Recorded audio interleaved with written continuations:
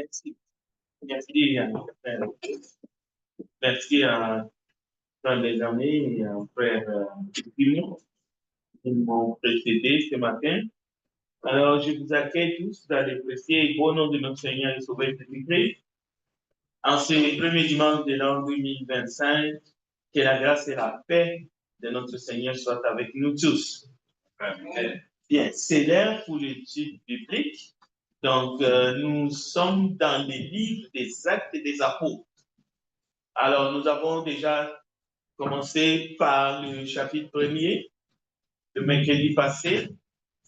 Et dans notre planning, vous allez remarquer, c'est le mercredi que nous aborderons le livre des Actes. Mais les dimanches matins, c'est pour permettre de revenir s'il y a des questions, parce que nous sommes en présentiel. Par exemple, comme on a étudié Actes chapitre 1, et jusqu'au remplacement de Judas par Matthias.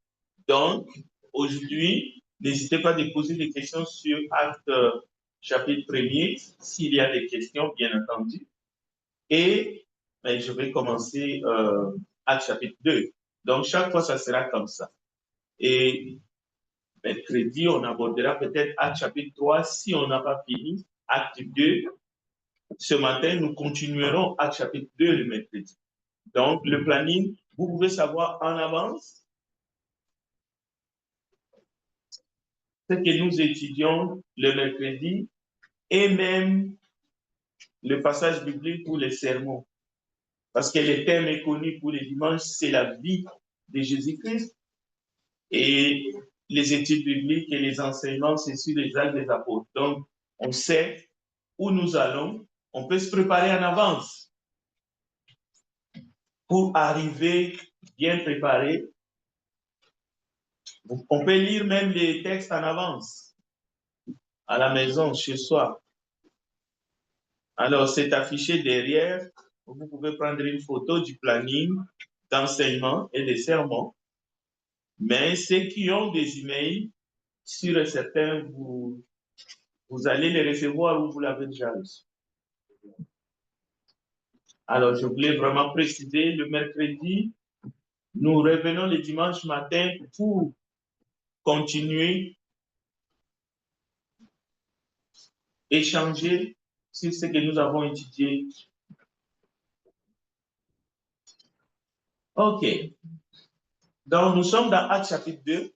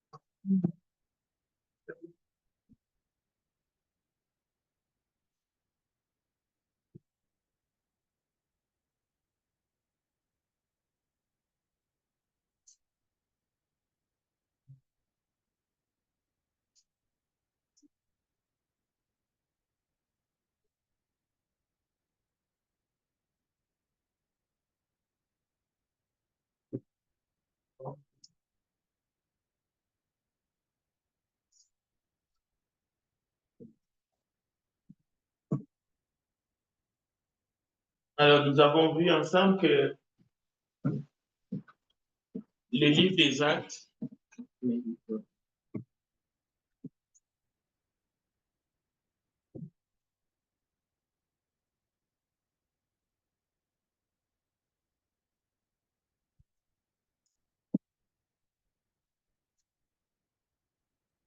Bien.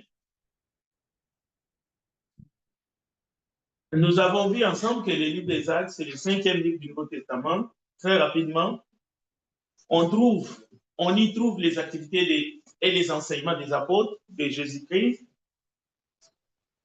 Pierre et Paul sont des personnages très en avant, mais il y a tous les disciples de Jésus.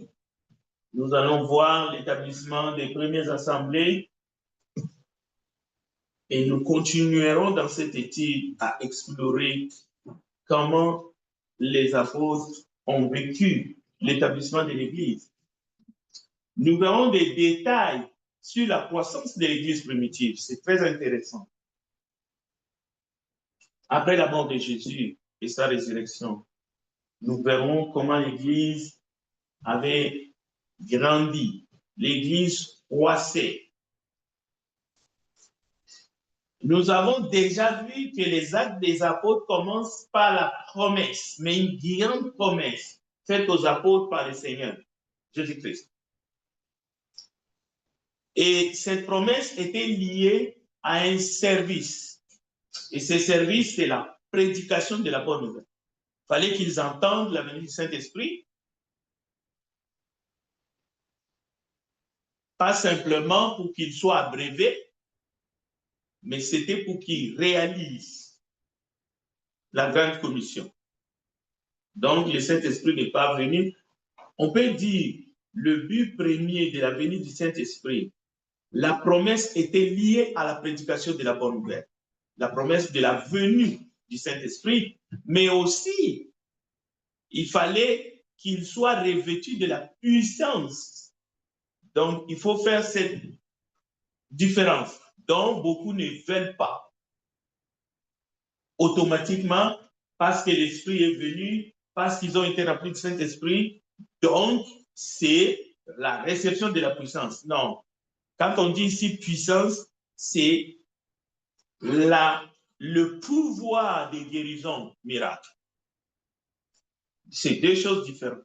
Et d'ailleurs, il ne faut pas non plus tomber dans la bassesse de considérer le Saint-Esprit comme étant une puissance. Vous voyez? Non, le Saint-Esprit n'est pas une puissance. C'est une personne. Ce n'est pas une puissance. Le Saint-Esprit, ce n'est pas un pouvoir. Nous verrons que c'est une personne. Il fait partie de la divinité.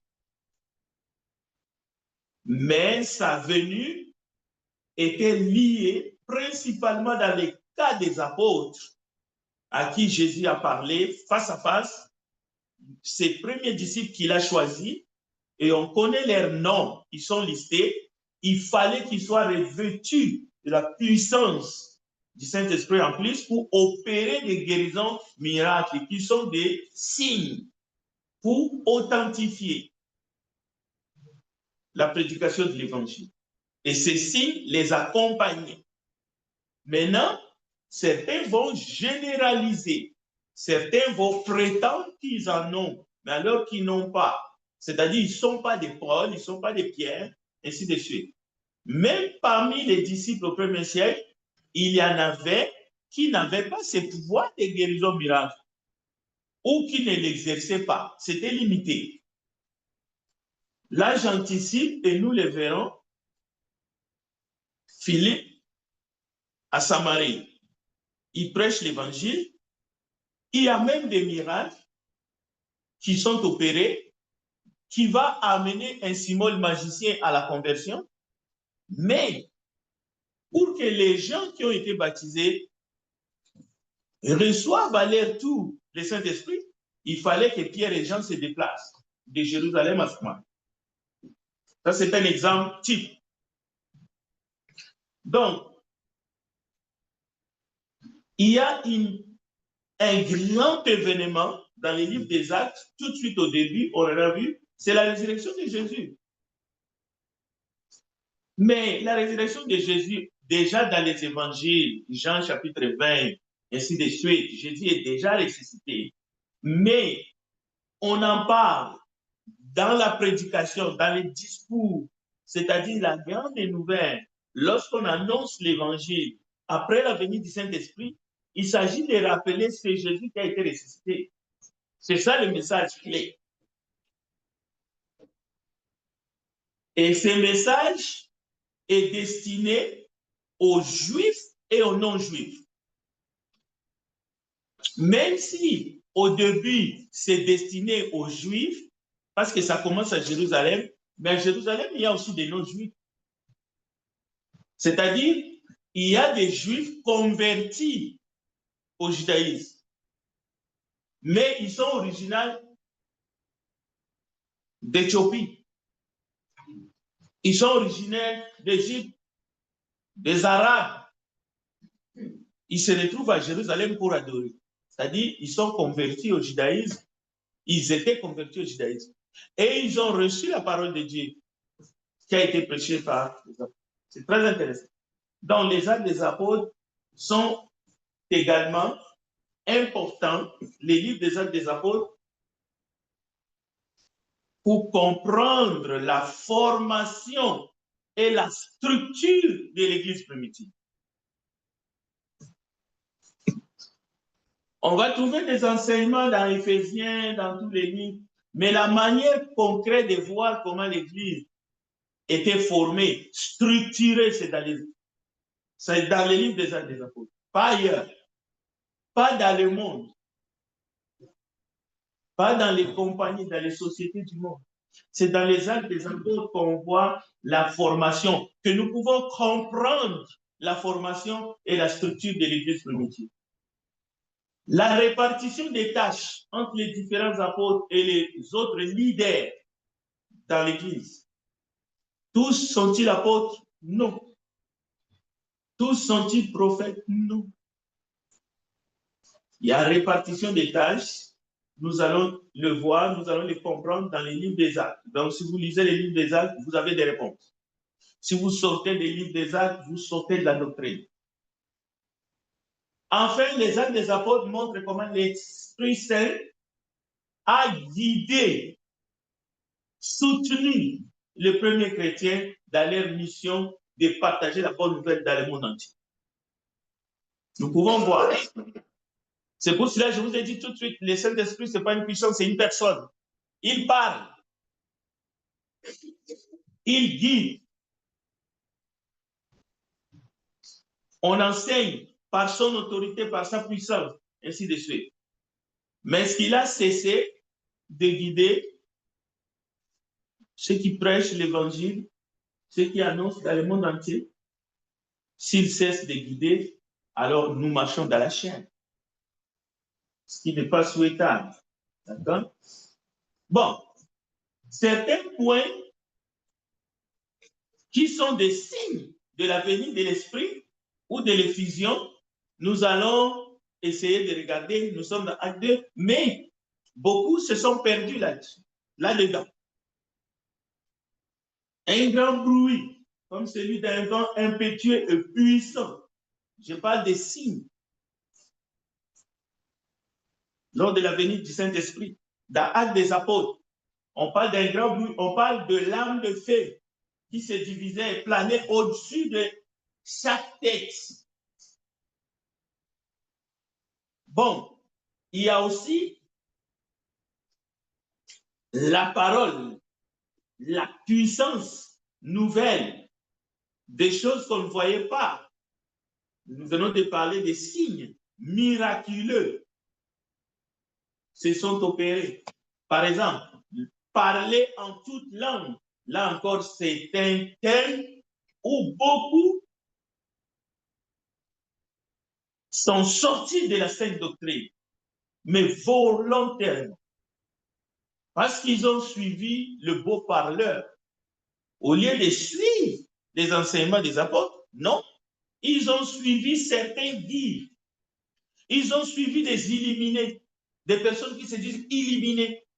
Parce qu'ils ont dit un jour, Dieu m'a parlé, le Seigneur Jésus m'est apparu dans mon auto, dans ma voiture, et ils ont laissé les livres, les actes des apôtres, les enseignements, pour amener des enseignements nouveaux, mais qui sont tout à fait faux et archi-faux.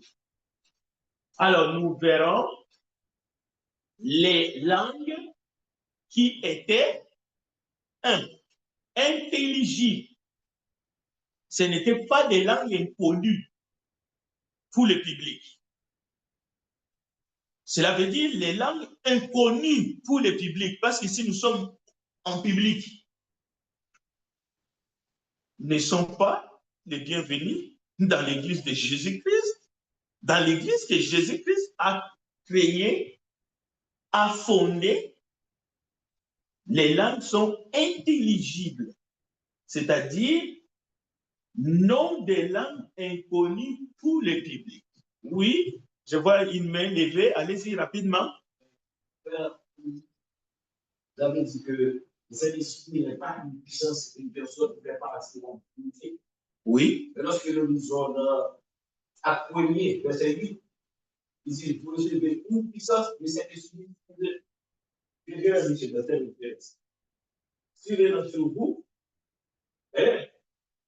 vous serez mes témoins à Jérusalem, dans toute la Judée et la Samarie, etc. Et lorsque nous parlons de cet esprit, lorsque nous lisons aussi dans Romains 14, il dit tous ceux qui sont conduits par l'esprit du peuple de Dieu, mais qui n'est pas l'esprit, n'est pas le Christ, comment il peut nous guider, nous protéger?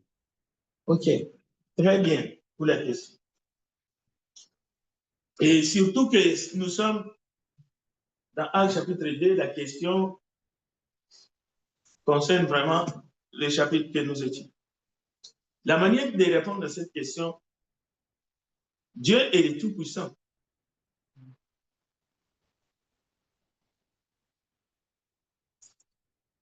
Dieu est une puissance. Au fait, ce que je voulais dire, ne considérez pas Dieu comme étant seulement une puissance. Dieu n'est pas une personne ou un être humain. Je ne suis pas en train de dire Dieu est un être humain ou le Saint-Esprit est un être humain. Il faut d'abord reconnaître le Saint-Esprit comme une personne avant de parler de sa puissance. Mais il n'est pas une puissance. Il n'est pas une puissance. Parce qu'une puissance n'est pas dans le domaine de l'être. Est-ce qu'une puissance parle? Mais un être peut être doté d'une puissance. Au fait, le moment venu, nous allons comprendre. Dieu est le Tout-Puissant, mais on ne peut pas définir Dieu comme une puissance. Dieu, c'est un être suprême qui pense, qui parle. Mais je peux te donner un exemple d'une puissance qui n'est pas un être, qui n'a pas toutes les qualités d'un être. Que ce soit un être humain, céleste, tout ce que vous voulez. Alors, la fausse doctrine, c'est de définir le Saint-Esprit comme une puissance et non un être, un partenaire. Comme tu peux être marié et que tu as ta femme à côté. La question n'est pas de définir une puissance comme un être. Ce n'est pas cette sémantique-là. Il faut comprendre aussi ce qui a faussé la doctrine. Mais un être humain peut être doté d'une puissance. C'est comme les apôtres. Ils ont reçu une puissance survenant sur eux et ils avaient le pouvoir d'opérer des guérisons. Mais tu ne peux pas définir Paul comme une puissance. Oui, je donne cette explication pour que tu comprennes ce que je veux dire. Un être, c'est un être. Mais il peut être doté de capacités, ainsi de suite. C'est comme nous disons, Dieu est un être suprême, mais il est le tout-puissant. Mais, attendez, il ne faut pas distraire l'auditoire, s'il vous plaît. Ce n'est pas un débat que je fais avec toi. Tu as parlé, il ne faut pas me... D'abord, ce n'est pas une bonne attitude. Tu poses une question, je parle, tu réponds. Non, à un moment donné, il faut qu'on mette les points sur les i. Tu poses une question, tu attends ma réponse. Donc, je suis quand même assez ouvert pour prendre les questions, mais il ne faut pas banaliser l'étude. Et ça, c'est en général. D'accord. OK. Donc, une puissance nouvelle, comme le parler en langue. Actes chapitre 2, verset 4. Ces langues étaient toutes intelligibles. Ce n'étaient pas des langues inconnues pour le public. Ça, c'est très important. Tous entendaient dans sa propre langue maternelle. C'est important. Vous avez les livres des Actes. Et nous parlons ici, il ne faut pas faire du coq à l'âne. Nous sommes en Actes chapitre 2, le parler en langue de l'établissement de l'Église, la Pentecôte. Ce n'était pas du charabia. Ce n'était pas les langues des anges que les apôtres ont parlé. C'est-à-dire des langues qui n'ont rien à voir avec les langues du public. Comme ici, on peut être de diverses origines. Les patois, les créoles,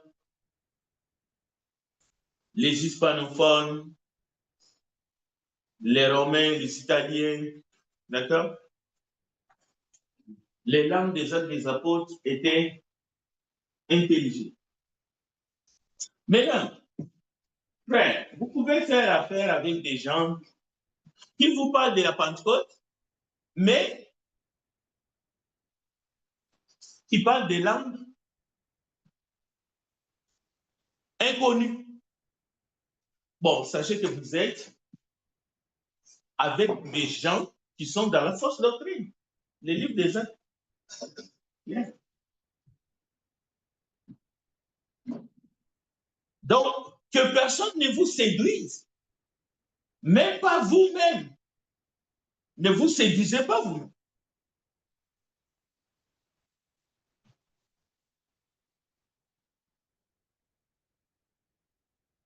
Si je commence à parler une langue ici que vous ne comprenez pas, je fais allusion au jour de la Pentecôte. J'enseigne la fausse doctrine. Ou je suis en train de faire des choses qui sont contre nature. Alors, donc, les dons miraculeux, pour confirmer la parole au début de la prédication, il y avait des langues intelligibles pour les publics. Alors, dans Marc chapitre 16, verset 17 à 20, je demande à un frère de nous lire le texte. Je vais faire un parallèle pour comprendre ce qui se passe dans les Actes des Apôtres à ce que Jésus dit dans Marc 16, 17 à 20.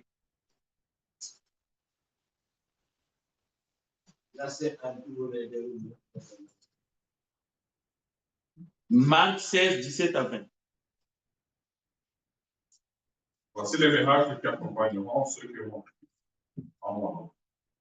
Ils chasseront des démons, ils parleront de nouvelles langues. Ils séduiront des serpents, s'ils boivent quelque breuvage mortel, il ne leur fera point de mal. Ils imposeront les mains aux malades, et les malades seront guéris. Le Seigneur, après leur avoir parlé, fut enlevé au ciel, et il s'assit à la droite de Dieu. Et ils s'en allèrent prêcher partout. Le Seigneur travaillait avec eux et confirmait la parole par les miracles qu'il accompagnait. Voilà. Le Seigneur faisait allusion déjà à ce que nous voyons dans les Actes. De son vivant, avant son ascension, il est avec les disciples. Marc 16. Donc, ce qu'il faut retenir ici, que les miracles qui accompagnaient ceux qui ont cru et qui annonçaient l'évangile, c'était des signes pour confirmer la parole dans son début. Donc, nous ne devons pas réclamer les droits d'opérer ces miracles aujourd'hui. Parce que nous ne sommes pas au début. C'est-à-dire que la parole, la bonne nouvelle est déjà confirmée.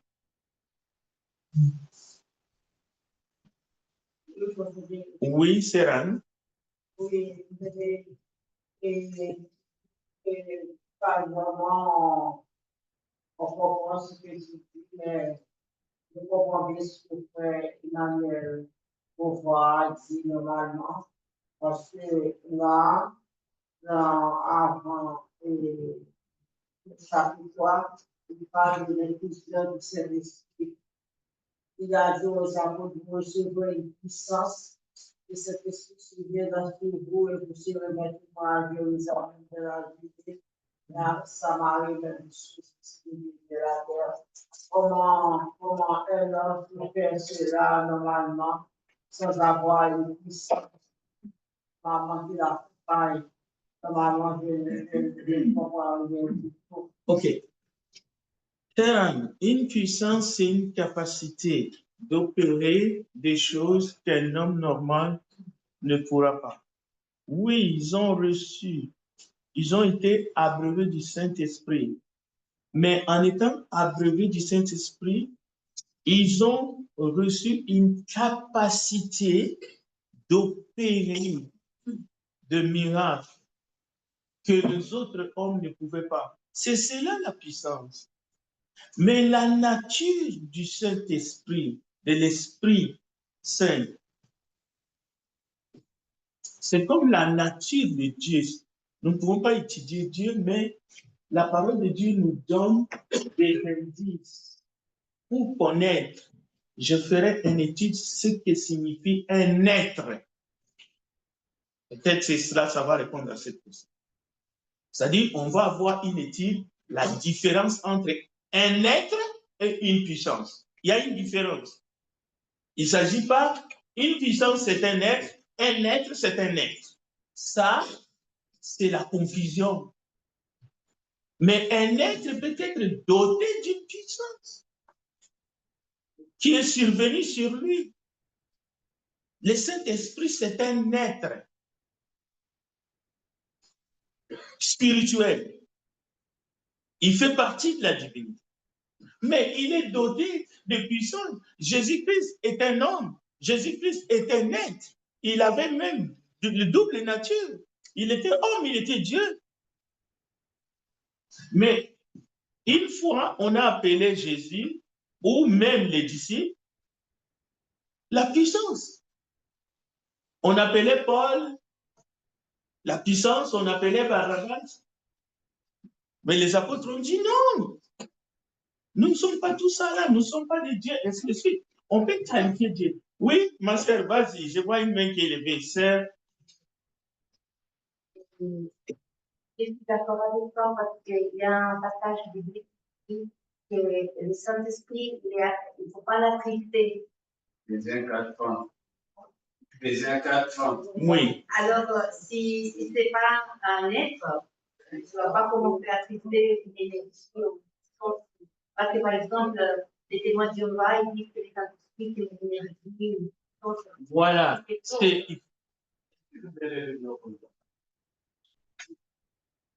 Quand on parle de Saint-Esprit, on ne parle pas de personne physique, nous le voyons. La vie est claire. Si je parle de la divinité, l'être puissant, c'est long, c'est que j'ai lu, parce que je ne comprends pas. Et ça, bon, attends. Là, je suis d'accord avec toi, mais là, tu amènes un autre point. Dieu est invisible. Mais quand tu dis le Saint-Esprit, on ne peut pas le voir dans cette salle. Tu es en train d'amener un autre point qui peut faire. Est-ce que Jésus-Christ, on peut le voir? Attends. Mais est-ce que Jésus est là? Il est présent parmi nous. Est-ce que le Père est là? Il est présent parmi nous. Mais c'est quoi le problème? C'est quoi le problème maintenant pour le Saint-Esprit? Non.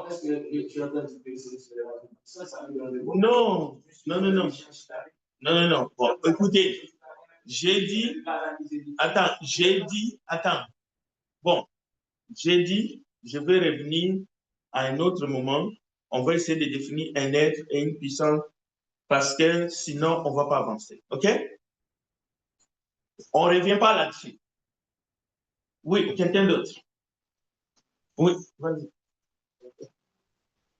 Je ne comprends pas pourquoi le mot que se trompe quand on parle de puissance, de l'idéal, de capacité, de liberté.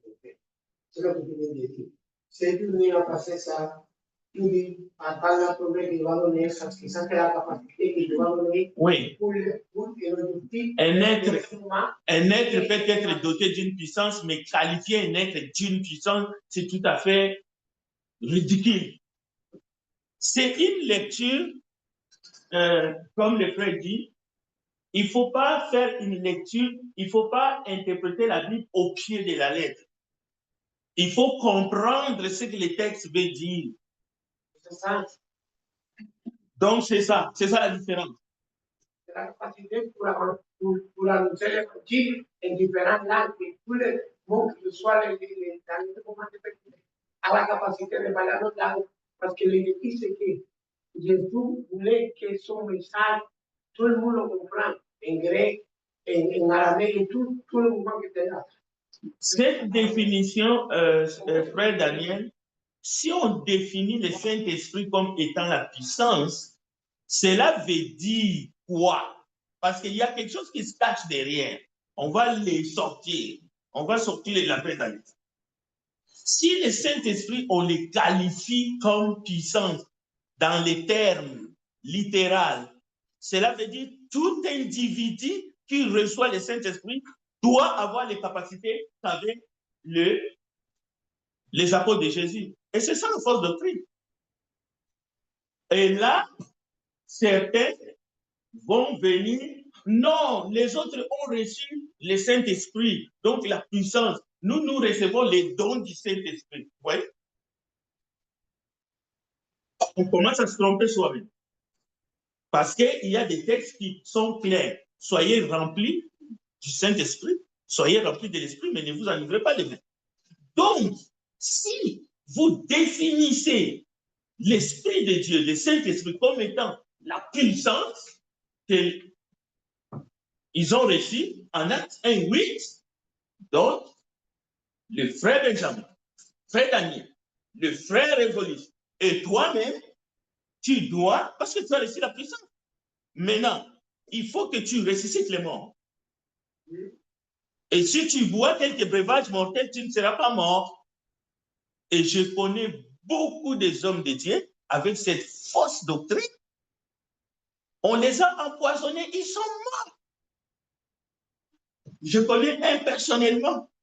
On l'a empoisonné 7 fois. Et chaque fois, il allait se faire soigner en Belgique. Mais on lui dit, toi, on va te tuer. Oh non, moi je suis avec Dieu, je dois retourner là-bas. Il est retourné, on l'a empoisonné, on l'a enterré. Aujourd'hui, on l'a enterré. Donc c'est ça. Marc chapitre 16, verset 17 à 20. Lis-les et pose-toi la question honnêtement. Si réellement l'Esprit de Dieu habite en toi, est-ce que les textes littéraux de Marc 16, 17 à 20 s'appliquent à toi? Je ne dis pas qu'on va te tenter, on va te mettre du poisson dans un verre, bois. On va voir si tu ne vas pas mourir. Non, je ne suis pas bête. Si on le fait sans que tu le saches, même si tu as gêné, je ne dis pas que Dieu n'est pas capable de te sauver des morsures du serpent comme Paul. Je ne suis pas en train de dire ça. Je ne suis pas en train de mettre en doute la puissance de Dieu. Loin de là. Mais on a vu des gens, même dans YouTube, de soi-disant prédicateurs, prendre un serpent dans un culte, le serpent se retourne, il est mordu et il est mort. Devant le public. Son fils fait la même chose, chaos technique. Lui aussi, le serpent est mort, il est mort. Mais il prêchait, comme moi ce matin. Il disait, vous allez voir, on va prouver Marc chapitre 16, 17. Voici un vipère. Donc, je ne suis pas en train ici de dire ils n'ont pas reçu la puissance. Ils ont reçu la puissance. Ce texte-là, littéralement, veut dire ce que vous lisez. Mais il faut comprendre ce texte. C'est pour cela que je vous dis, le Saint-Esprit, c'est un être. Il ne faut pas les considérer comme les autres les font, c'est une puissance. Parce que ceux qui les considèrent comme une puissance disent, non, le Saint-Esprit, c'est une puissance, c'est tout. Mais quand nous disons c'est un être, nous ne voulons pas du tout mettre en doute la parole qui est là, mais nous voulons comprendre cette parole. Et je comprends bien toutes ces questions. D'ailleurs, c'est une raison pour aller lire de nouveau les textes. Bien. Une autre question? Oui, allez-y. Je pense que la Bible, façon très simple, c'est-à-dire que c'est une partie spirituelle. Ça ne veut pas qu'il faut, même s'il faut avancer dans sa communauté, il faut comprendre les choses. En fait, je pense qu'il y a une confusion qui est là et qui a été apportée dès le début du livre. À savoir, il a dit, et on pourra voir que le Saint-Esprit est une personne. Oui. C'est une personne, c'est ce terme que tu as dit. Oui. Et il n'y a aucun texte. C'est un être. Une personne. Je dis un être. Exactement. Voilà. Pas personne, mais un être. Il faut corriger ça. Parce que dire que une personne, c'est non, je n'ai pas dit une personne. Je dis un être. Non, c'est une personne. Non, non, non. Non, non, non. C'est enregistré. J'ai dit le Saint-Esprit est un être spirituel. Un être. Pas une personne. Non. Bon, attends. Très bien. Très bien, Révolis. Très bien, Révolis. Révolis, tu vas écouter la vidéo. J'ai dit, le Saint-Esprit, c'est un être. Maintenant, je n'ai pas dit une personne, mais je ne suis pas en train de nier. Je vais démontrer sa personnalité. Mais j'ai dit, c'est un être. OK? Mais je vais démontrer sa personnalité. Et c'est ce qu'il y a. Alors, si il ne faut pas, mais tu comprends? Je répète, j'ai dit le Saint-Esprit, c'est un être. Voilà. Donc, il ne faut pas me faire dire ce que je n'ai pas dit. Le mot dit que. Parce que si on dit trois personnes, si on dit que le personne, on a les deux que tu es une personne et Jésus-Christ est une personne. Non. Non, non, non, non. Moi, je n'ai pas du tout dit que le Saint-Esprit, c'est une personne. Aujourd'hui, là, j'ai dit que le Saint-Esprit, c'est un être spirituel qui fait partie de la divinité. Maintenant, je peux démontrer que signifie d'abord la personnalité d'un être. La personnalité d'un être humain, c'est une chose. Jésus était un homme et il était Dieu. Mais la personnalité d'un être spirituel, ça existe. Je vais le démontrer dans la Bible. Je ne parle pas de la personne, je parle de la personnalité. Mais ici, ce matin, j'ai dit, le Saint-Esprit est un être. Et lui, il a posé la question. Et je vous renvoie dans la vidéo. Merci. Alors, moi, quand je dis quelque chose, je l'écoute moi-même. C'est pour cela que je vous renvoie dans la vidéo. Jean chapitre 20, verset 21, je vais m'arrêter ici ce matin, mais on va continuer mercredi. Mais très bien pour cette précision-là. Jean chapitre 20, verset 21, Jésus leur dit de nouveau, la paix soit avec vous. Comme le Père m'a envoyé, moi aussi, je vous envoie. Après ces paroles, il souffla sur eux et leur dit, recevez le Saint-Esprit. Ceux à qui vous pardonnerez les péchés, ils leur seront pardonnés. Et ceux à qui vous les retiendrez, ils leur seront retenus. Ces passages nous montrent qu'ils n'ont pas eu affaire avec le Saint-Esprit seulement les jours de la Pentecôte. D'accord? Parce que ici, dans Jean 20, c'est avant Pentecôte. Très intéressant. Mais les jours de la Pentecôte, ils seront remplis.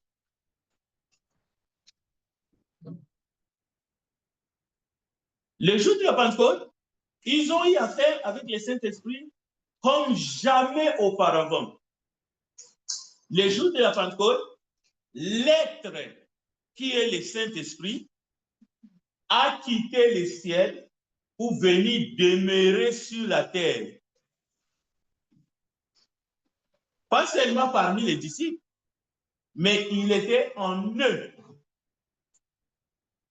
Et c'est là jusqu'à aujourd'hui. Parce que la plupart de ces hommes et ces femmes qui ont suivi Jésus, qui étaient à ses côtés au début et qui sont restés après sa mort, ne sont plus. Mais le Saint-Esprit n'est pas retourné. Il est sur la terre. En tant qu'un être qui peut être attristé, qui peut guider, qui nous enseigne. Il n'est plus là dans son rôle, comme au début, pour opérer des miracles, comme parler en d'autres langues. Non, non, non. Ce rôle-là était temporaire. Si quelqu'un veut faire la preuve qu'il n'a jamais étudié la langue russe et qu'il veut commencer à prêcher les merveilles de Dieu, à parler les merveilles de Dieu dans cette assemblée en langue russe, allez-y. Mais on va t'arrêter. On va t'arrêter. C'est clair et net. Parce que là, la Bible va changer sa nature. C'est comme si la parole n'était pas encore... La parole n'était pas encore, comment dirais-je? Parce que ce miracle était là pour authentifier. C'était là pour attester. Maintenant, la parole est déjà attestée. Donc, tu ne peux pas te mettre debout là. Tu n'as jamais appris les ABC russes et tout. Oh, je suis rempli de l'esprit et commencer à parler de mes frères de Dieu ici. On va t'arrêter. Ça ne sera pas à l'aide de l'Esprit Saint, ça sera à l'aide de l'Esprit diabolique. Alors, merci pour vos interventions et vos questions. Je vais m'arrêter, il est midi 10. Allons-y dans la prière. Nous te bénissons, grand Dieu des cieux. Merci, Père Céleste, pour ton amour. Merci, Esprit de Dieu, parce que tu nous conduis. Tu nous apportes la bonne compréhension et l'attendement de la parole. Merci pour ces moments, parce que nous voulons adorer le Père en esprit et en vérité. Pardonne-nous encore nos péchés et enseigne-nous toi-même. Nous te le demandons, Père, au nom de Jésus-Christ. Amen.